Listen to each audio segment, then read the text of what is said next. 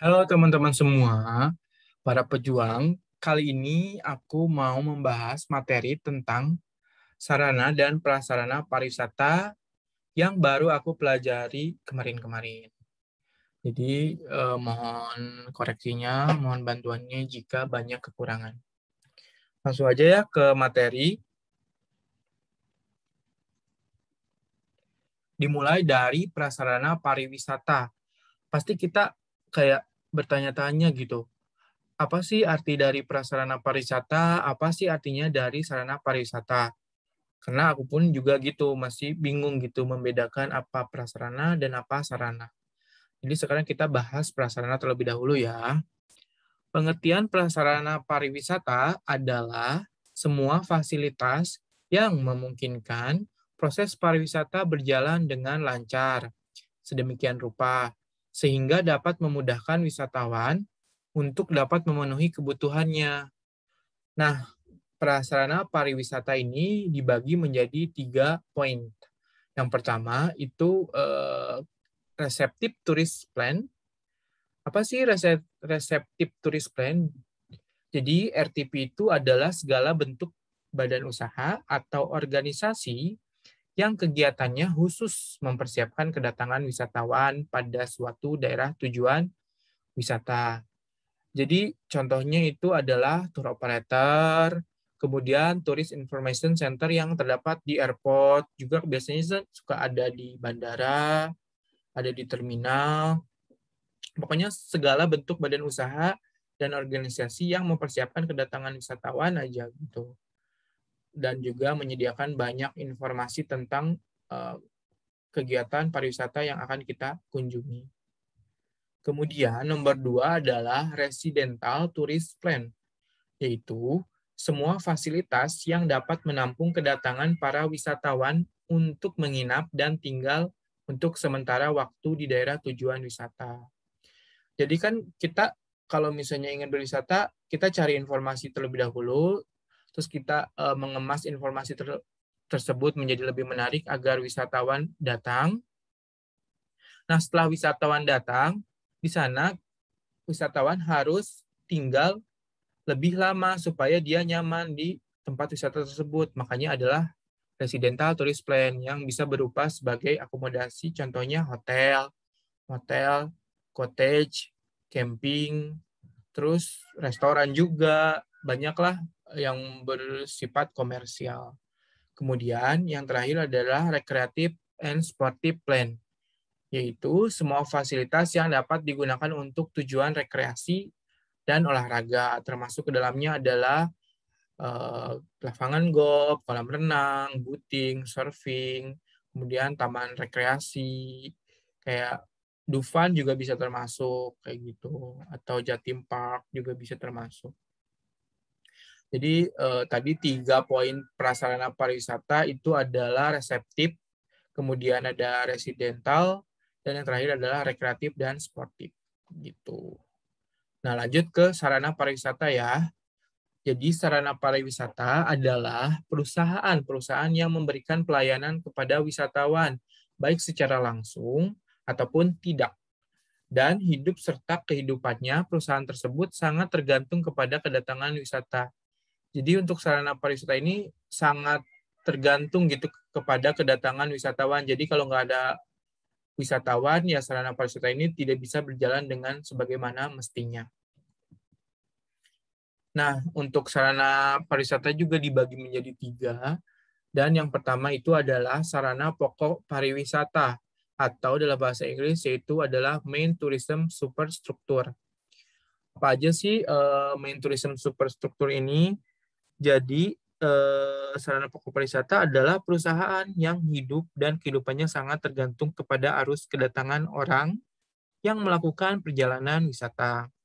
Misalnya travel agent dan tour operator, perusahaan-perusahaan angkutan wisata hotel, dan jenis akomodasi lainnya, seperti bar, restoran, serta rumah makan dan atraksi wisata. Jadi kayak travel agent atau tour operator, gimana bisa mereka berjalan lancar operasionalnya jika nggak ada wisatawan, jika nggak ada yang mau berwisata. Lah kan travel agent itu mengatur ke pariwisata mengatur itinerary orang dan juga memberikan informasi tentang kegiatan wisata. Nah, kalau nggak ada yang wisata, ya gimana mereka bisa running well gitu untuk operasionalnya. Sama juga seperti restoran. Jika nggak ada yang beli makanan di tempat wisata, ya gimana? Nggak akan bisa berjalan, nggak akan ada pemasukan juga gitu. Nah, ini sarana pokok pariwisata juga oleh Newman Expandit disebut dengan istilah perusahaan utama yang langsung dan terbagi ke dalam objek sentra dan subjek sentra sebagai berikut. Jadi ada dua ya, ada objek sentra, ada subjek sentra. Pertama kita bahas tentang objek sentra ya. Jadi objek sentra termasuk perusahaan akomodasi atau perusahaan pengangkutan transportasi, tempat peristirahatan yang khusus bagi pengunjung yang sakit beserta kliniknya, perusahaan manufaktur, dan toko souvenir. Jadi untuk objek sentra ini bersifat akomodasi dan transportasi ya.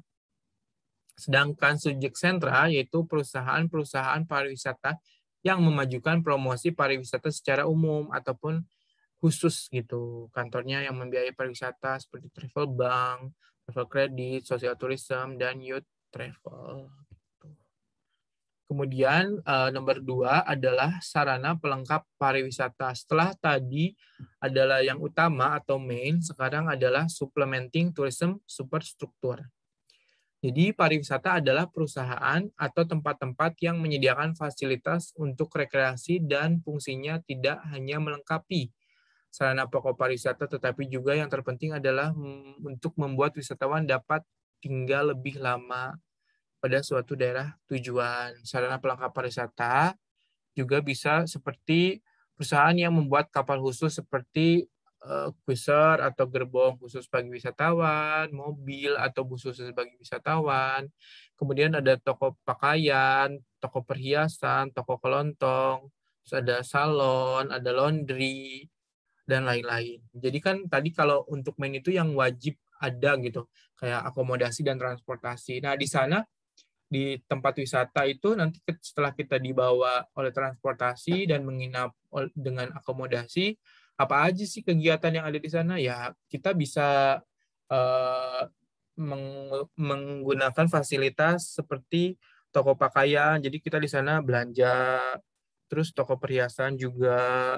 Terus kalau misalnya kita udah menginap, pasti kita butuh yang namanya cuci baju. Makanya adalah fasilitas laundry, yaitu juga menunjang sih buat kita sebagai wisatawan untuk bisa tinggal lebih lama di suatu objek wisata gitu. Gimana kalau misalnya nggak ada laundry kan susah juga kita mau cuci pakaian kalau misalnya kita dalam kondisi berwisata. Terus poin nomor 3 adalah sarana penunjang pariwisata atau supporting tourism superstruktur. Jadi setelah main, kemudian ada suplemen, sekarang adalah supporting yang mendukung gitu, yang mendukung kedua sarana sebelumnya.